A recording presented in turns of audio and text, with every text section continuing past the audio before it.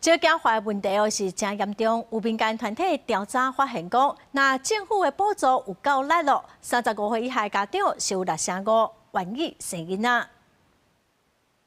母亲节特别教路，内政部统计，今年2月出世的婴仔才6523个人，是有史以来过一个月上介低。照囝坏问题是愈来愈严重。拜四有民间团体开记者会，讲即马摇囝津贴，政府虽然有补助送退休家庭。 说含厝内家己带囡仔的补助金额无平济，民间团体呼吁补助爱平等。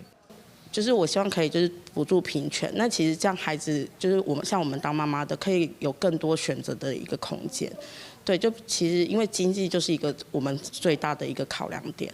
民间团体针对882个厝内面有6岁以下囡仔家长做调查，发现政府支持度若有够超过55%的家长愿意搁再生一个。 其中35岁以下的少年家长，生育意愿甚至会提悬到65%。民间团体是呼吁政府，甲6岁以下亲生摇囝的家庭也列入去补助范围，落实0到6岁国家做伙市的政策甲补助平等，提悬家庭生囝的意愿。如果我们的经济能够受到一些补助跟平权那我们其实连生第3胎的家长意愿也非常高。那我们今年呢统计，其实是在35岁以下，他愿意就是育龄的家长不只是50%，是高达将近60%多。一笔钱出来，那我可以把这个钱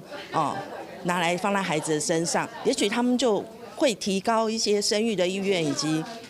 对孩子的一些照顾。民间团体认为，政府若准参考文化部模式，逐个月发2万的摇囝币，如果逐年毋会当创造2000多亿的经济活动，也挺好减轻摇囝家庭的负担。记者吴正阳、王志光台北报道。